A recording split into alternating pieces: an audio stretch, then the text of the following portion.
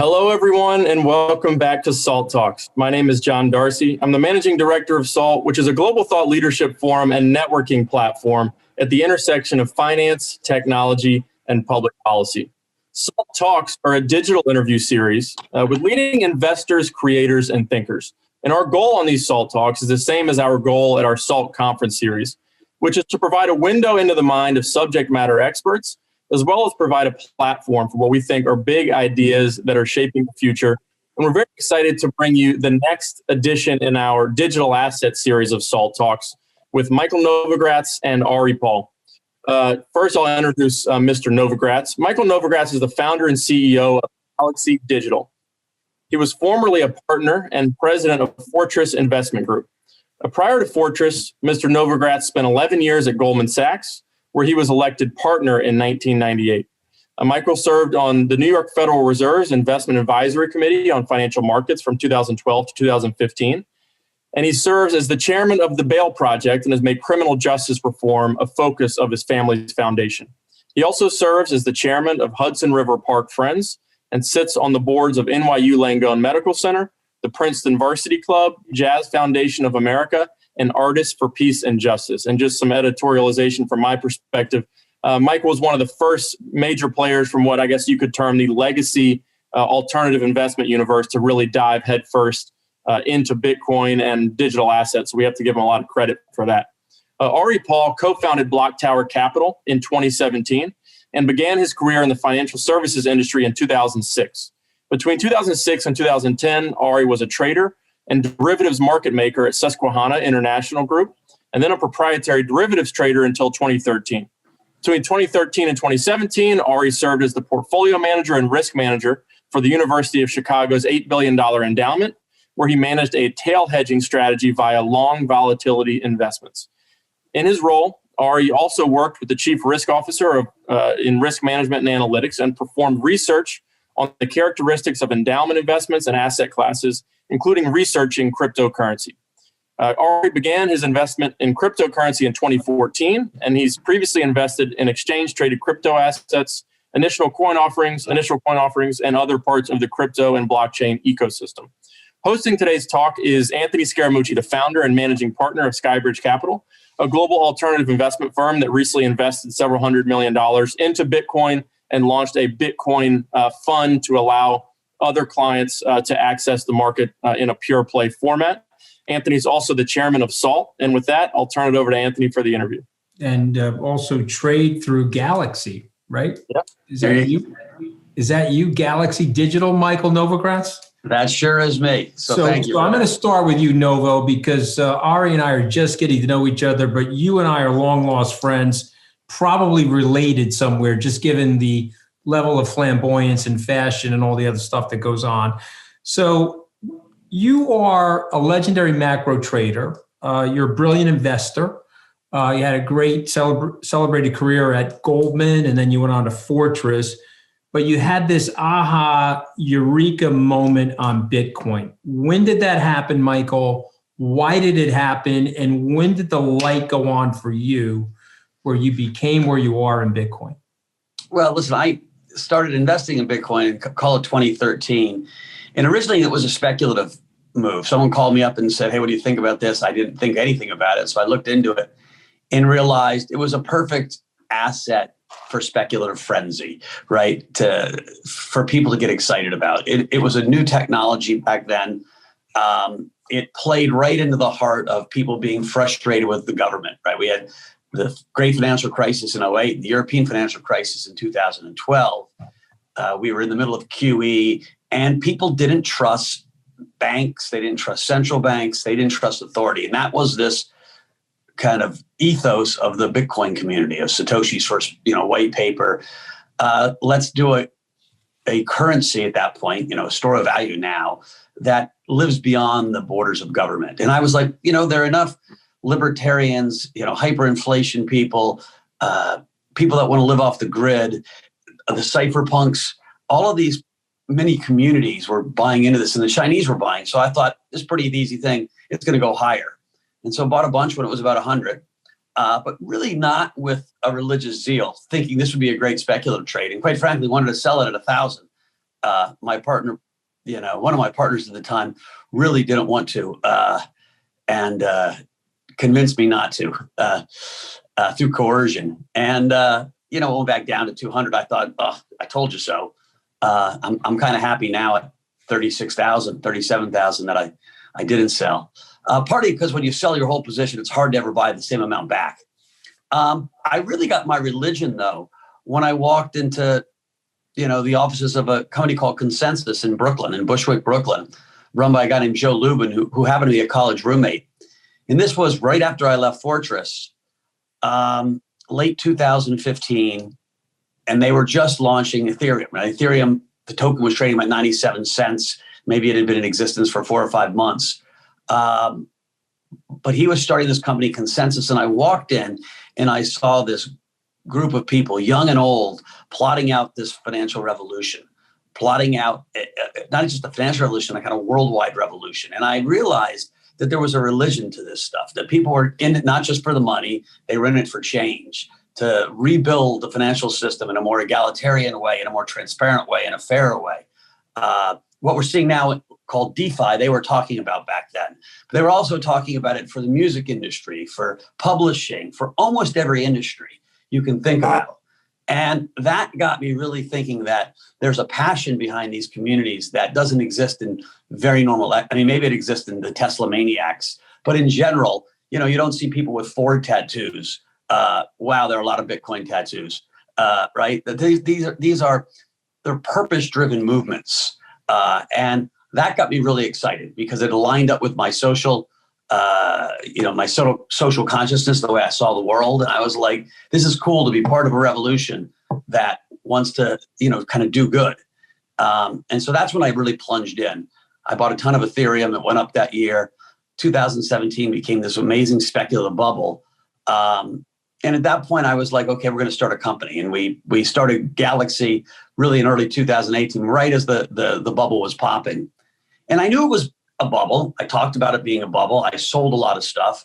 But I decided to start a company anyway, because I figured, this won't be a long bubble, it won't be a long burst, that the underlying people in this space aren't going to give up. And the underlying technology is real. And so, lo and behold, 3 years later, we're back to what feels like another frenzy. I would say it's not the same as 2017 at all, just given the breadth of the kind of players coming in and the amount of capital being poured into the system and building new architecture. And so I think this is early innings of the real revolution, with 17 being kind of the first tempest in a teapot we'll look back on. But that's it. That's a long-winded answer. Sorry about that. No, it's cool. I mean, that's why I got you on. Ari, I want to ask you the same question. What got you passionate about crypto? Where did the brain click? I can tell you my moment in a second, but where did the brain click? And by the way, Novo, I owe you a lot for that moment, because you came to the SALT conference. We're talking about it. I said, okay, if Mike's doing it, I have to do more research on this. But Ari, go ahead. So when the financial crisis hit, I was a novice trader at Cisco International Group and very interested in macro, certainly not with Mike's professional experience, but I was reading a lot of kind of the right people at the time, people like Nouriel Roubini, I discovered in 2007. And so it was clear that the Fed's money printing wouldn't cause inflation right away. We were in such a deflationary world, but I literally thought at the time, in 5 to 10 years, the trade of a lifetime is going to be betting on currency depreciation.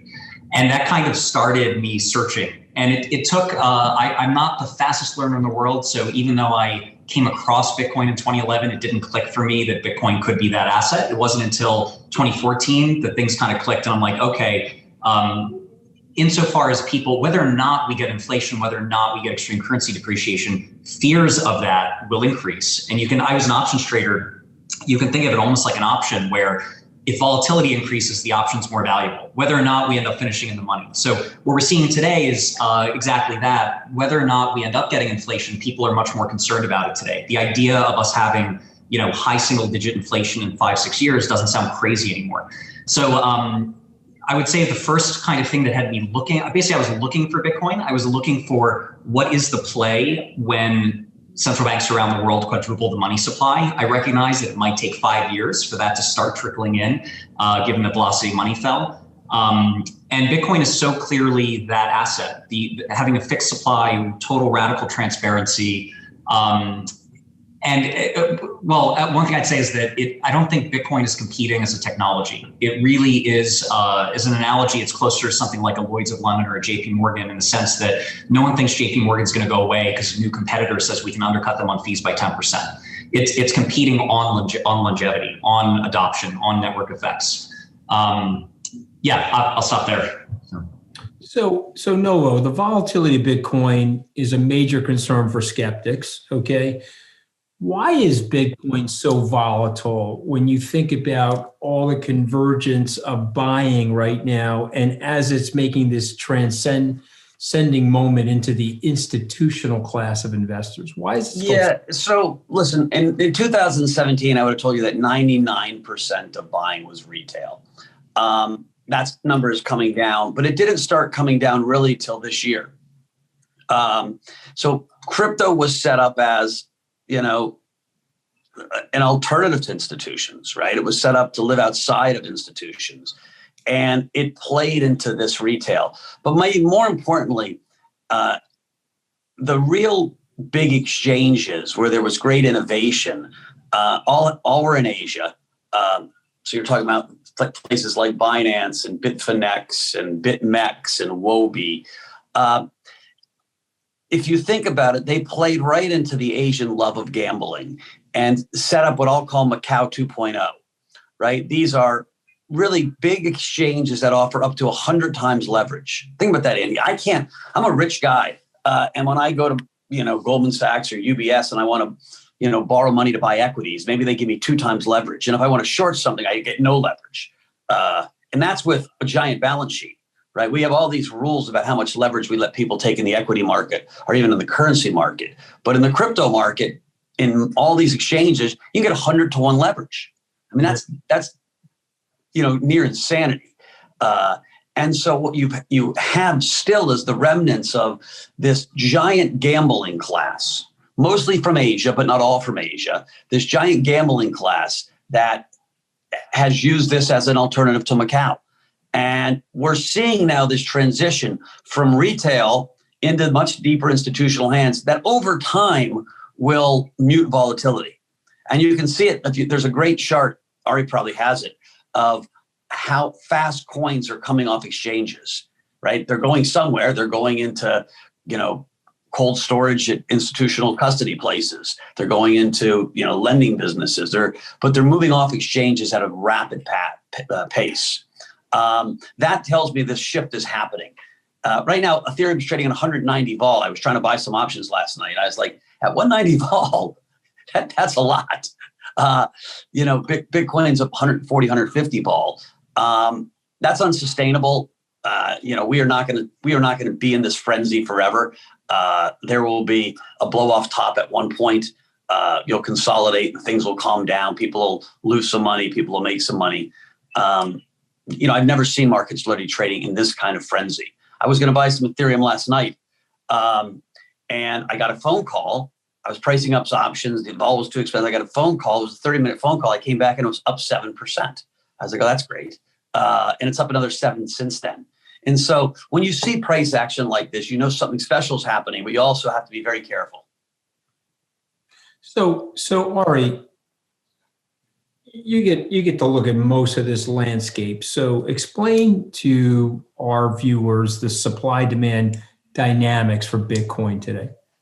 Sure. One thought on volatility: you can't go from being $1 to $30,000 without volatility, almost tautologically. So when Bitcoin first, an unusual thing, we're used to assets becoming liquid and tradable at $1 billion market cap, or at least 100 million.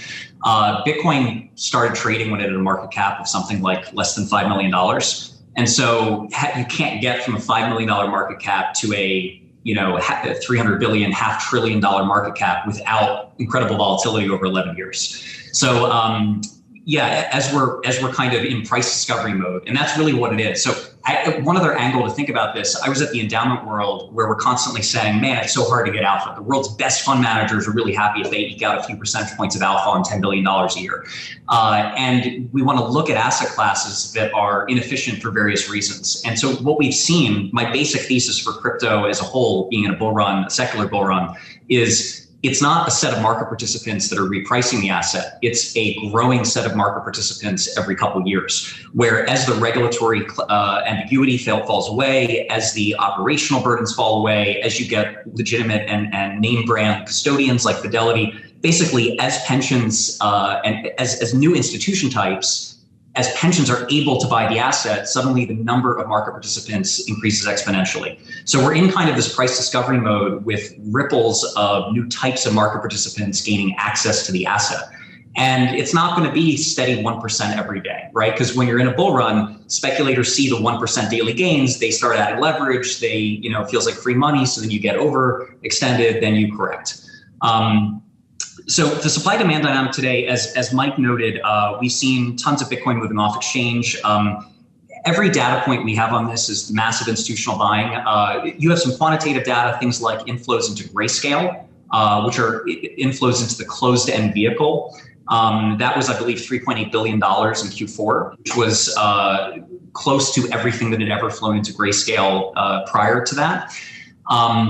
Anecdotally, a really interesting data point is we've been talking to a lot of billionaires in the financial world who are, it's such an interesting shift in mindset. They're now thinking defensively. They're thinking enough of their billionaire buddies have 10% of their net worth in Bitcoin, that if they don't, they're thinking, man, if Bitcoin does another 20x, I'm not invited to the parties anymore. I'm not in that rich club, whatever, wherever they are in the hierarchy. So now they're thinking, I need a passive allocation. I need to have 10% of my net worth in this just to keep up, just in case. It's not about getting rich. It's now about staying rich. And those are very strong hand buyers. These are people who are looking to buy more on dips. These are people who are they're not going to sell with a change in trend. So the volatility is not going away. You can't have raging bull runs that take you 10x higher without volatility. The volatility will gradually fall, for all of these, as this institutionalizes broader market participation, we are seeing volatility gradually fall, but it's going to remain a volatile asset until it reaches maturity. And that's still probably pretty far away. So I want to ask you guys a few rapid fire. So these are sort of yes or no questions.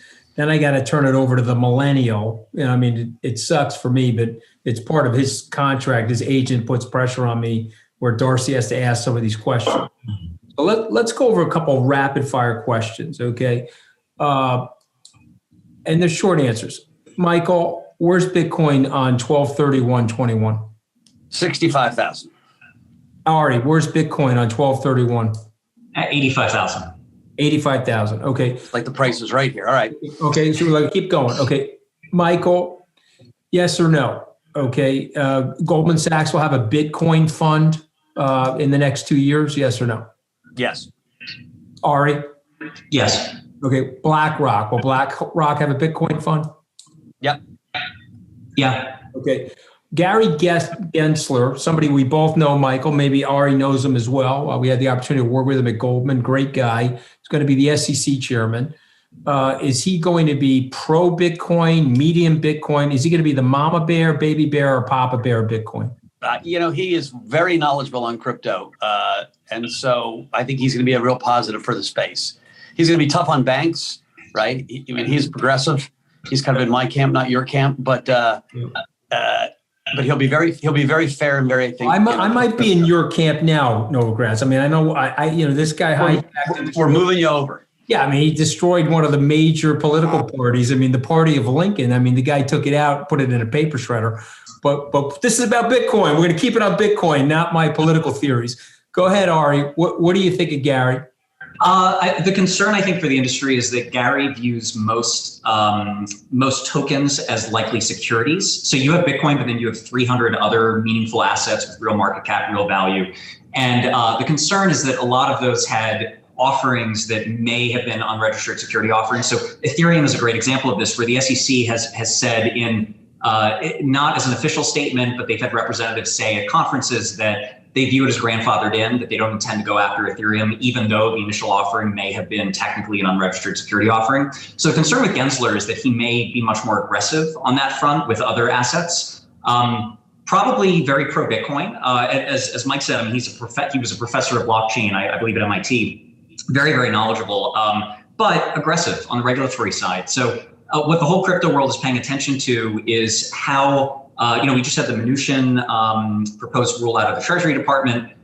Governments are not going to ignore crypto. That's always been true. Satoshi Nakamoto wrote about this, about how we kind of want to grow quietly until we're ready to have kind of government attention. So cryptocurrency is now at a stage where every government around the world is developing policies. Every regulator is thinking about how this falls under their purview. The hope is that it's relatively light, sensible regulation. Gensler may be on the aggressive side.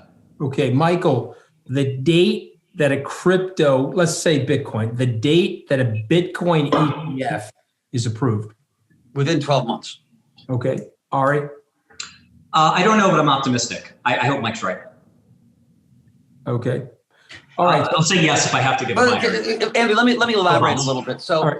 The SEC's job is to protect the little guy, right? That's the SEC's job, protect the retail investor.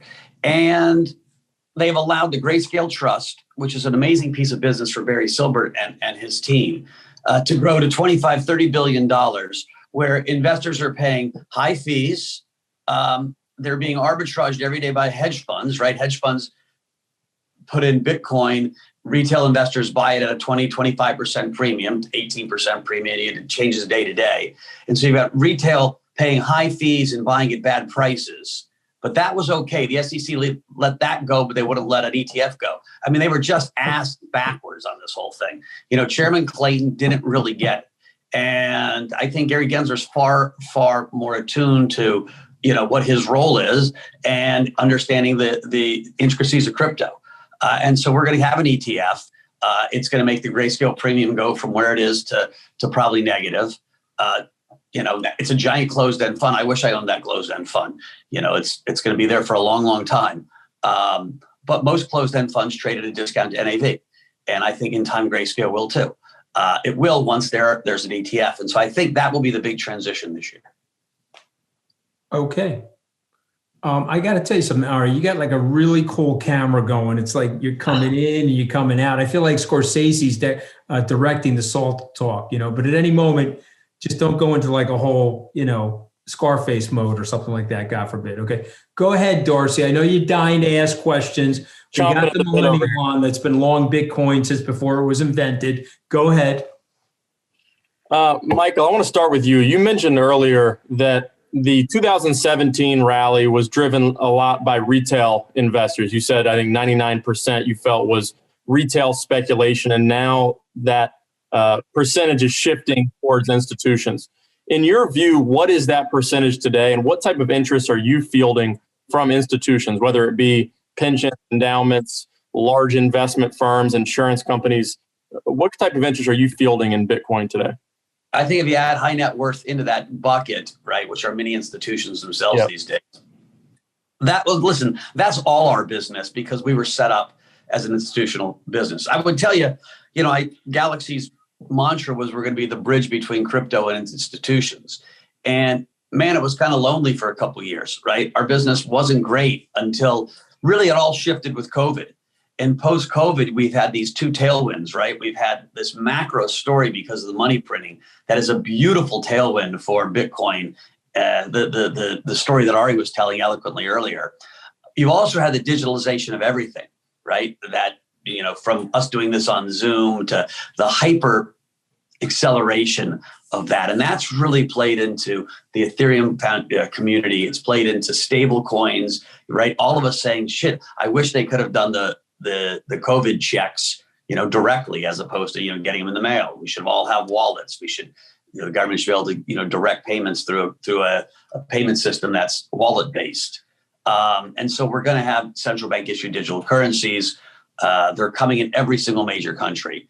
How they, what form they take, it'll be interesting, but they're coming in every major country. And so that whole process, I think, has shifted the institutional mindset. So first it was all Bitcoin. Next, why I think Ethereum is going to double. And I literally didn't think this till yesterday. I was walking. I was like, shit, all the smart hedge funds are going, what's next? Okay, now look at Ethereum. And then the same thing with the other institutions. And then it's going to be decentralized finance, which really is the cool stuff. And so we're in this process now of more and more smart people with real capital looking, understanding it. Like Ari and I aren't crazy, but we're not that much smarter than anybody else. We just got in early. And the same conclusions we make most likely are going to be made by other people looking at it, right? I always thought in mercantile things, 10 smart guys looking at a set of problems usually come up with the same answers. And so as we get more and more eyeballs on these solutions for things that don't work, you're going to have more people getting interested in investing. Right. So just to build on that point from Michael, in terms of the interest you're seeing in the crypto world, is it focused on Bitcoin? Is it now include Ethereum, obviously, which has rallied a lot even in the last week or so? Or do you think people are going to continue to go further down the risk curve and look at altcoins and other sort of venture opportunities in the digital asset space? They're definitely going to move along the curve. So what we've seen, so most of the money coming into the ecosystem comes into Bitcoin first, and that's always been true. I think we're in the 6th inning of a fairly classic bull cycle. And for the rest of this bull cycle, my prediction is altcoins in general outperform Bitcoin. And it's very similar across any asset class where after you've had major wealth creation, people move along the risk curve, right? They want to find that next 10x. I mean, Bitcoin is up more than 10x since March of last year, right? 9 months up more than 10x. People see a price tag of $36,000, $37,000 and they say, well, it's going to be hard to get another 10x out of that. And so they look at something like Ethereum that just in the last 24 hours actually made new all-time highs. And they say, well, okay, that's a much smaller asset, a few $1 billion going into that, and the thing's going to triple. And then they keep moving down the risk curve. So basically new money first goes to Bitcoin. Bitcoin's the safest, the most stable, the easiest to understand. And then as people get into the ecosystem, they learn a little more, they get more comfortable, they look out along the risk curve. And they look also for where they can add active alpha, alpha through asset selection, alpha through just having other assets to market time. And I'm in a slightly different seat than Mike in that we're active managers. And so we're not pitching passive allocation. We're not grayscale. We're not trying to get people to just put money into Bitcoin. So the people we're talking to naturally are interested in kind of the full spectrum of opportunities. Yeah, and so let me clarify. I would say 85% of the new institutional money, 90% of the new institutional money that comes into the space this year is going to come into Bitcoin. So be very clear about that. Bitcoin's got a $700 billion market cap, and so that'll move the market. I actually think Bitcoin, like I said, could close to double from here. It would have been double on the year from where we started the year. That's a lot of market cap to move, right? It's adding another $700 billion or more. It doesn't take nearly as much money to move Luna Coin or Sushi Swap or YFI or even Ethereum. And so those coins, I think, potentially have more volatility, more upside, also more downside, right? Bitcoin's kind of been de-risked in a lot of ways. Yeah, and that's our thesis at Skybridge, and Bitcoin is our gateway drug, and for now it's our exclusive focus. But it's something that, like you said, big institutions are going to look at the bellwether first. I just want to, Ari, you elaborate on gateway drug. I mean, you got to say you're going to get Novogratz all excited when you say that. I mean, gateway drug. That's the best metaphor you can come up with. Go ahead, keep going. I'm drinking water out of a sake cup. I know that's vodka hidden in an aquaponic glass. Don't start. Ari, I want to talk about sort of the thesis behind why Bitcoin has been so strong. So there's this macro argument that people are buying into Bitcoin because of money printing and inflation and things like that. But then there's also purely a supply-demand dynamic that exists where there's so much more buying of Bitcoin taking place, and it's sort of a chicken and egg type situation. What do you think is the real biggest driver behind this massive rally that we've seen over the last several months? I would call it billionaire FOMO. So the buyers in Q4 in particular, something you could see, it's an amazing pattern. If you bought Bitcoin during US business hours and you sold it during Asia hours, you actually doubled Bitcoin's performance, even though it did like a 3x in the quarter. You could see it in the market. It's TWAP. It was a time-weighted average price kind of scaling in orders largely on Coinbase and other US exchanges. So these were US institutions and US billionaires establishing large positions through OTC desks. And we've talked to some of these people. We know it anecdotally. You see sometimes public reports from, for example, Michael Saylor and MicroStrategy. So that's what it's been. That was what was driving it. And the psychology was very much these ripples of word of mouth adoption, right? So one billionaire is talking to four of his financial buddies, people like Novogratz, and it's, I've now got 10, 20% of my net worth in it. And I'm super convinced. I think it's going to double this year. It's the best risk adjusted place to have your money. And as with all marketing, it's a number of touches, right? Once you hear that from three of your smartest billionaire friends who you respect, maybe you get converted. So we've been seeing that. And then what's happened just very recently is finally Asia's getting in the game. So that pattern of sell-offs during Asia hours finally stopped about a week ago. There's now a small kimchi premium, which is Bitcoin is trading at a premium in South Korea. So, and this has been the pattern in every crypto bull cycle, by the way. It's basically, it usually starts off as US kind of more savvy money, smarter money. And then you get US retail and Asia kind of adding fuel to the, chasing the momentum. So we're just now getting into that stage of more retail and Asia driving the rally. Well, let me jump in and chime in here for a second, because I think Ari hit on something that's important, but maybe didn't hit on it as hard as I want to. When you think about what's unique about Bitcoin, it's the first global speculative asset.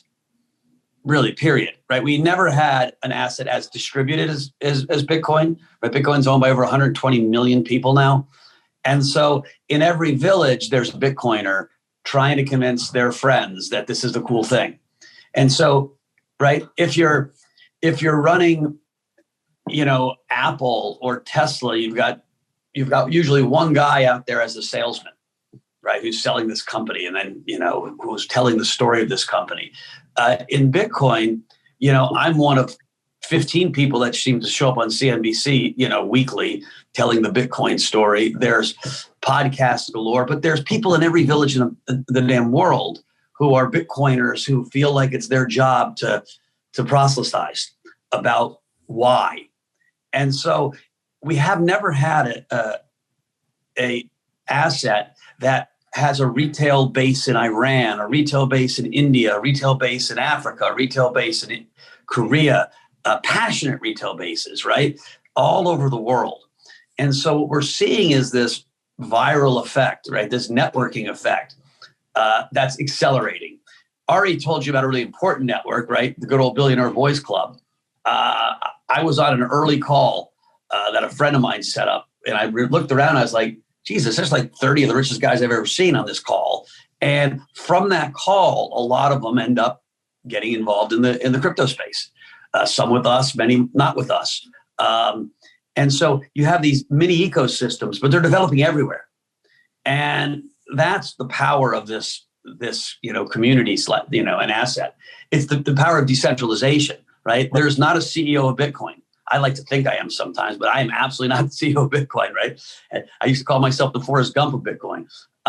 There isn't a CEO, right? And there are different people. I mean, Michael Saylor has had an amazing effect this year. He's popped up. It's his moment. There's different people at different times that are having influence in different communities, right? Michael is doing I think it's next week, we're participating a conference for literally like 2,000 CFOs and CEOs of companies to try to convince them to put some of their corporate cash in Bitcoin. Now, he's not going to convince the majority of them, but he's going to convince some of them. And so here's another guy building community. And so that's happening everywhere in this asset, which is pretty cool. Are there a lot of still, to use a bad metaphor again, closeted Bitcoin bulls that haven't come out yet? You have people like Paul Tudor Jones and Stan Druckenmiller and Bill Miller. Yes. Yeah, I would tell you a lot of names that people would say, wow, when they realize how invested these people are in Bitcoin. Less than 10% of the people that would be notable names who have bought it publicly, which doesn't make a lot of sense. They should all be public because it will help drive adoption. But a lot of people revere their privacy. I don't happen to be one of those people, but lots of people. And even in the insurance company, right? There's one insurance company that's come out and said they bought Bitcoin, but I know of 3 insurance companies that have. And so, listen, one person is a crazy man, right? He might wear dragon sweatshirts and a funny hat. But by the time you have 3 or 4, it's a movement. And so we already have a movement in the insurance business but we just don't know it yet. Right. Ari, I'm going to play devil's advocate now for a couple questions here on our video segment. But there's an accusation out there, and I think it's one of the more common and credible accusations, at least at one point it was, that people have dug into the reality of it, and there's some skepticism around the accusation, but that Bitcoin is manipulated using Tether and using other stable coins. And really, this is a bunch of Bitcoin whales that are trading with each other and helping to manipulate the price higher. What do you say to people who argue that the price of Bitcoin and other cryptocurrencies is manipulated? And I'll let you answer it too, Michael. Yeah, so 2 years ago, most Bitcoin volume was on offshore unregulated exchanges that did play a lot of games that the reported volumes were probably 10x the real volumes. What's happened recently is a couple of idiosyncratic things. So the US, which department was it? The BitMEX, which was one of the largest exchanges, the principals were indicted by the US government. And that caused a lot of volume to flow away from BitMEX. Also, BitMEX in Black Thursday when Bitcoin crashed, they kind of mishandled it. So a lot of money flew to regulated US-based, very reputable exchanges. CME futures are now, Mike, what's the daily volume on that now? Do you know on CME futures? I should know, but it's a ton. I'm going to say $4 billion a day on CME futures now, massive. And OKX had some principals arrested in China, and that led similarly to a lot of volume flowing to places like Coinbase. So we have price discovery happening to the many billions of dollars a day in Bitcoin on regulated exchanges that are, CME futures. I think we trust, that those are not manipulated any differently than any other CME future, for example. As for the stablecoin, as for Tether, so Tether is a pool right now of about $26 billion. It's relatively opaque. And it historically was the on-ramp for Asia to buy Bitcoin. A lot of these exchanges, to avoid basically, if you're an exchange that touches fiat, you have massive regulatory hurdles. If you don't touch fiat, you fall under a much lighter regulatory regime. So a lot of the highest volume exchanges chose not to touch fiat. Well, how do you buy Bitcoin on those exchanges then? You need a stablecoin. So Tether was the original stablecoin. That was how the highest volume exchanges, if you wanted to get money on, you would first buy Tether.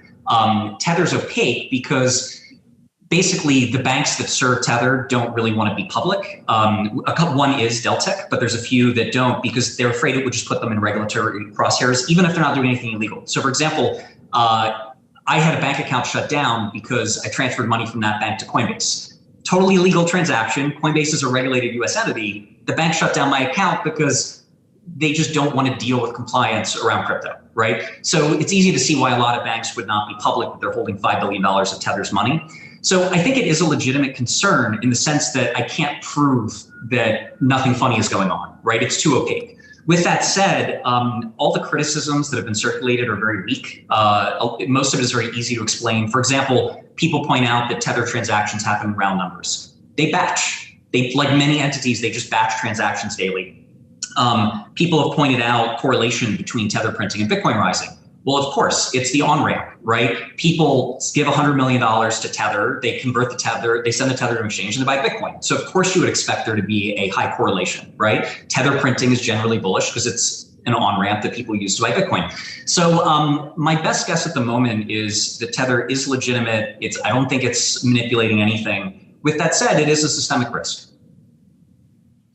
Michael, do you have any reaction to that, or what are other risks in your mind that are real and maybe Listen, don't? I think Ari nailed it, and it would be nice if there was an audit on Tether. There really isn't. We looked at it, to be fair, years ago.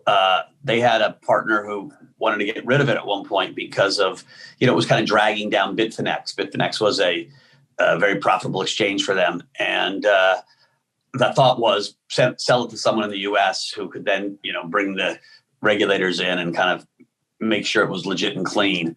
I was very excited about it. I thought it was a cool business. I wish I'd gotten into the stablecoin business. I'm jealous. Of course, he ended up kind of being pushed out of their ownership group, and they kept it. Listen, the guys that own Bitfinex, the guys that own Tether, are really crafty, aggressive cowboy businessmen who have lived outside the grid in some ways, and so that doesn't give you great confidence. That said, they have so much to lose by screwing this thing up, that you hope that, and listen, there's been kind of quasi audits done. I remember a guy who was an ex, head of the FBI came in and they hired him to kind of do a quasi audit, and he believed that they had the right backing.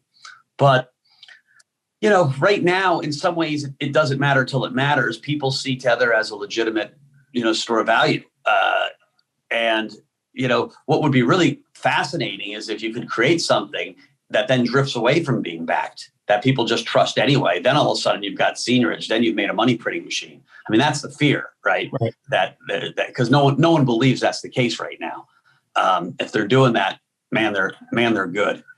It is the one systemic risk in the system. If there was something that blew up, like it's only $20 billion, $25 billion, but right now it still provides a lot of the grease for how all these exchanges work.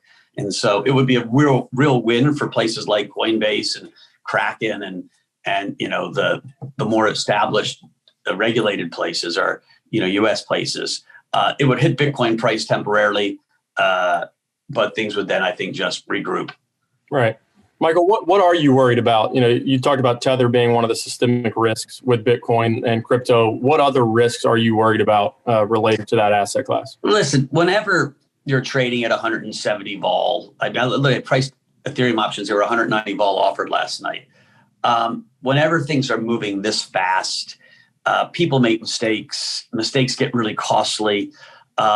There's a lot of leverage in this grayscale arbitrage, right? Where people borrow coins, put them at grayscale, wait 6 months, and then sell them to the retail buyer. There's a tremendous amount of leverage in that space. And so if there was an ETF announced tomorrow, right? ETF announced tomorrow, which is not going to happen. But if it was theoretically, that premium collapses, there are hedge funds and other businesses that would be shit out of luck. And so, again, that's bad for the overall system. When somebody notable blows up, it always scares people. Like, what else could happen? Some of that's going to happen because we're trading at 190 vol. Like, that's just the way the world works. And so I would, you keep your fingers close to the keyboard and you keep your radar on. We are in a hyper bull market right now, and it's always hard to ride the bull. Yep. How about you, Ari? What are you concerned about?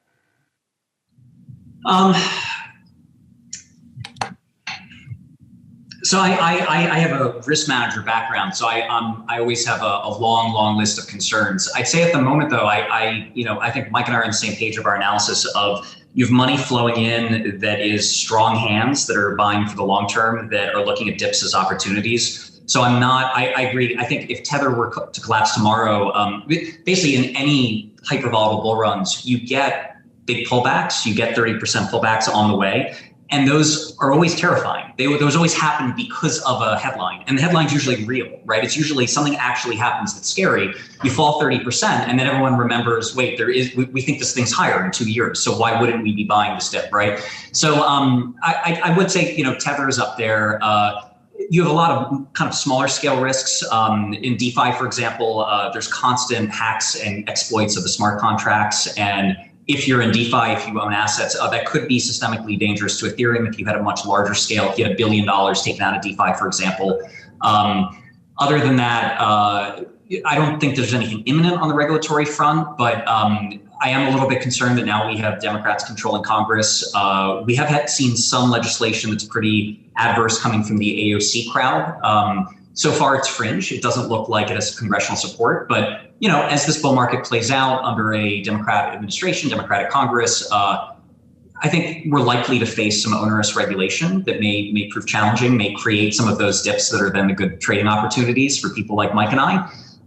So I don't really have existential concerns currently. I'll say this, though. Every time crypto has gone up 10x, it becomes much scarier to a new level of sovereign entity. So, 2013, it was, well, Bitcoin's being used on the Silk Road, the FBI cares about it being used to buy drugs. Then 2017, it was, wow, now ICOs are bigger than seed stage financing and traditional finance. And so now the SEC cares. Well, this bull market, we're getting to a scale that central banks care, that the Treasury departments care.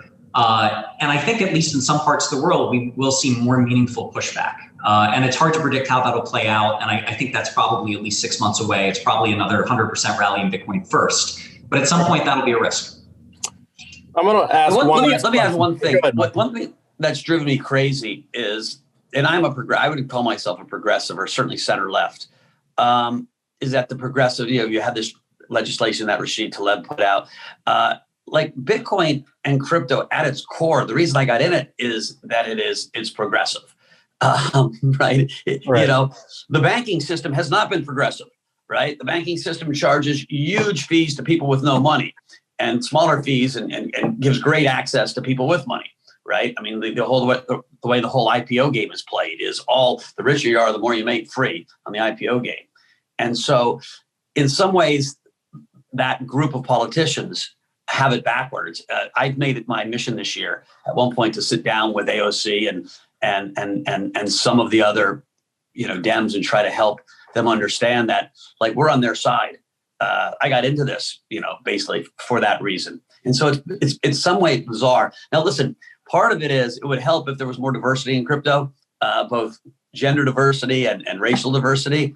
And I'm kind of going to try to do my own side of it there. Crypto felt like it's a bros club. And if, I looked at my Twitter, it was 85% male. And that, needs to change, just I think for to kind of win over some of the progressives, but also just it needs to change, because if you really want to rebuild things in a more equitable way, you can't just have, white males as the only guys participating, right. At least within the U.S. context. Yeah. It's interesting. You're starting to see some athletes become aware of crypto. And there's a couple, Russell Okung, who's a left tackle for the Carolina Panthers, getting paid in Bitcoin. Spencer Dinwiddie is trying to tokenize himself. He's a guard for the Brooklyn Nets. So it is exciting to see a broader coalition of people getting into the space. I want to talk, the final question I want to ask you both about is central bank digital currency. So we had Marty Chavez from former Goldman CTO and Chief Information Officer on here, talking very expansively about the potential benefits of central bank digital currencies. Could you explain that to our audience who's less familiar? Mike, I'll go with you first. And what does that mean if we do get central bank digital currencies? What does it mean for Bitcoin, which is the truly distributed, globalist digital currency? Well, so a central bank digital currency basically is just a digital rendition of the dollar, or the euro, or what's coming first is the Chinese renminbi. How those systems are set up can vary immensely, right? So if you're in China, it's going to be completely centralized. The Chinese are going to control the blockchain, which means they're going to control and understand every bit of data. And so it helps them with understanding the macro, real-time data in their country, but it also is an unbelievable invasion of privacy, right? They know every penny is spent. And so if you want to control your population, a good way to control them is understanding where their money goes. And so there are other systems, right? What's unique about blockchain is it's distributed. No one owns the database, but everyone shares it. And so a lot of the ones that in the West are being built on the Ethereum blockchain, right, which is decentralized. And so you can have, in essence, in a perfect world, just a much more efficient payment system without giving up all your privacy. Right. Right now, for me to send you money, I have Venmo. I can Venmo you money up to $1,500, I think is the limit. So that's kind of like a crypto, but it's a centralized, closed system. I can't send Venmo overseas. I can't send you $100,000 on Venmo or $10,000 on Venmo. And so Venmo will be replaced most likely by a system, and it might be on the Facebook system sending their version of a dollar stable coin back and forth to people. But it's crazy that I can send you a photo of me, dressed in a wig with high heels on, and I can send it on one of 19 different apps, right? With privacy, with anything I want, but I can't send you $10 if you're living in Europe. And so that's all going to change. Ari, can you talk about your views on the DeFi movement and where that's going? Yeah, so central bank digital currencies are going to conquer the world by storm because they're attracted to basically everyone and everything. The IRS loves it because you get perfect tax compliance. Treasury Department loves it because you get real-time economic information. FBI loves it, obvious reasons. And I think it very clearly dramatically increases demand for decentralized alternatives. Because if I tell you that everything you do with fiat is now going to be completely transparent to your government, as well as we now know foreign governments, right? We know that the SolarWinds hack, basically anything you give the US government, you have to assume is public, is going to be on the dark net for anyone to buy. So, if I tell you that all of your financial transactions that you do with fiat are going to be completely transparent to basically anyone who wants it, isn't your next step to say, oh man, what else can I do? What's the alternative to that? So we're going to see central bank digital currencies rolled out worldwide, and I think it's going to largely replace the current system. And simultaneously, we're going to see a huge growth in demand for decentralized alternatives. I think that'll be both Bitcoin, possibly privacy coins that are optimized around maintaining privacy, as well as on the more complex financial transaction side. That's where DeFi comes in. So just like people want financial privacy on their monetary moves, they also want that on their stock trades. They also want that on their real estate transactions. And DeFi is more efficient, removes a lot of the middlemen. As Mike said, it's much more egalitarian. You don't have the gatekeepers. You don't have the punitive fees that get paid. That the kind of crazy bank overdraft games banks play with their low-income customers. All of that gets removed. You have total transparency, and you have privacy. So it's the rollout of central bank digital currencies is, I think, the catalyst that makes cryptocurrency mainstream as currency. Yep, right. I agree with Ari. Yeah, and China sort of had that aha moment where they went from thinking about banning cryptocurrencies to thinking, wow, this could actually be a really powerful tool for us to achieve our goals, as you mentioned, Mike, in authoritarian ways. But this is the big where the big debate has to happen, right? Because crypto in a centralized fashion is a dystopian nightmare, right? Think about it. Like if you have everyone's privacy, everyone's expending data, which China already has, right? Everything that's spent on, Alipay or Waymo goes to a central clearinghouse. So, I know you're pregnant before you know you're pregnant by what you're shopping for. I know you're gay. I know you're whatever I want to know. I can know by your shopping patterns. Right. If I decide I don't like gay people, like the president of Brazil, who's been very vocal about his, anti-gay stance, in a centralized digital cryptocurrency, you can hit a button and just make the money go away, right? It's programmable money. And so it's really dangerous line on where that privacy, where that data gets held, who holds it, how long it lasts. So literally, the data collected from the central bank digital currencies, that's really where the smart regulation and thought process has to come and how these things get set up, or we're headed to a world that I don't want to be part of.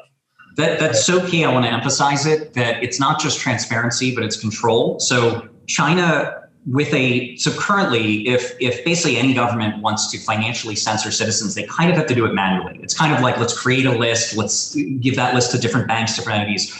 But imagine if an algorithm could say, you posted something unpatriotic to social media, all of your assets are frozen. And it's done algorithmically, and you have no recourse. And it was effortless for some bureaucrat in China to say 10 million people, all of their assets are frozen. That's the world we're headed to in at least many parts of the world. And I think very clear how that's going to increase demand for alternatives. Right. And I think it's one reason why Bitcoin continues to be the big winner. Bitcoin and other truly distributed global digital currencies continue to be the big winner in this movement. Thank you so much, Michael Novogratz from Galaxy Digital and Ari Paul from BlockTower, two of the leading players in the space. Thank you so much for joining us on SALT Talks. We look to have you both with us at future SALT conferences in person, which I know Mike has been to many times and a great contributor to SALT, and we hope to have you, Ari, as well. Ari, good to see you. Be well. Thanks, guys. Thanks, Mike. And thank you to everybody who tuned in to today's SALT Talk, the latest in our series on digital assets and cryptocurrency. We look forward to having very regular conversations about these topics, which I think are on the vanguard of the type of innovation that we like to cover here on SALT Talks. But just a reminder, if you missed any of this talk or you want to watch any of our previous talks with people like Michael Saylor, who was referenced earlier, in this SALT Talk, you can go to salt.org/talks/archive and view our entire archive of previous episodes of SALT Talks. You can sign up for all of our future webinars at salt.org/talks. Please spread the word about SALT Talks. We love growing our community, and we've gotten a great chance to do it digitally During the pandemic, we had to cancel our conferences, but these SALT Talks have allowed us to build a global audience. We've been very excited about that. So please spread the word and please follow us on social media. We're on Twitter, Facebook, LinkedIn, and Instagram. And on behalf of the entire SALT team, this is John Darcy signing off for today from SALT Talks. We'll see you back here again tomorrow.